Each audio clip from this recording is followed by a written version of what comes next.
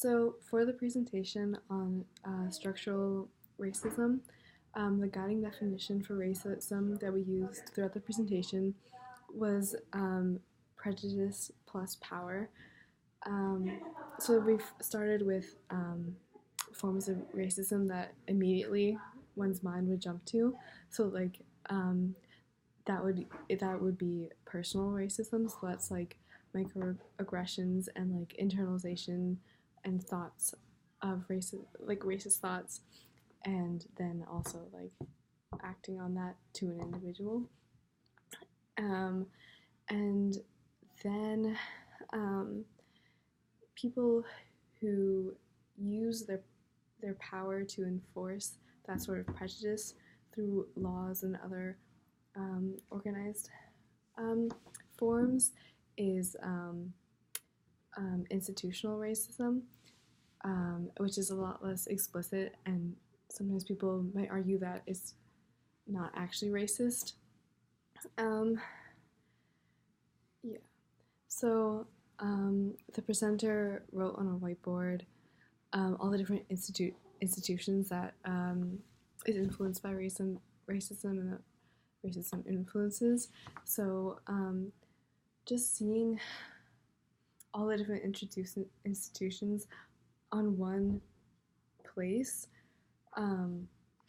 was just really eye-opening because it racism influences so many different things, and seeing a visual representation of that just made it more real and more understandable in a way, just about the scope of how much it entails.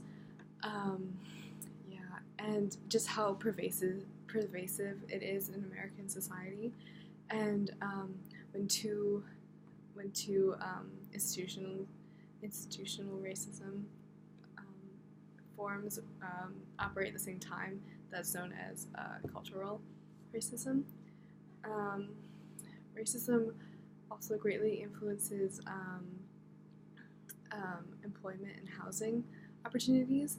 So, someone who's a racial minority might have the exact same resume as a white person, but the white person will get like significantly more callbacks from the employer than a person who's a racial minority, and that can obviously directly tie into the course, because if you can't get employed, you don't have any money, then you might not be able to afford a place to live. But also how um,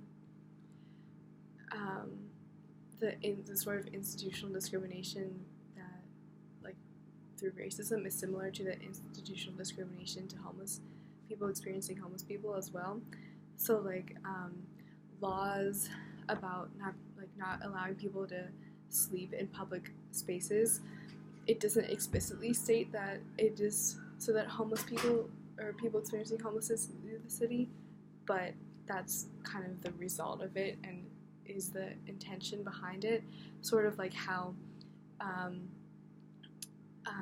racial minorities are shown specific houses that are away from a white population in order to like have them in a separate area, just like how cities will use laws to push homeless people or people experiencing homelessness out of a certain area. And yeah, the whole presentation um, made me I don't made me better understand how much we have to change as a society, even if we feel like we've come a long way. Which is to say, we basically have to change everything. But on the flip side of that, like on a more positive note, um, the thought of racism influenced all these laws and all these institutions so much. But if you could use positive thought instead, then it would influence all of that in the same significant manner. So if we are able to change our views, then good acts can be as pervasive as the hateful acts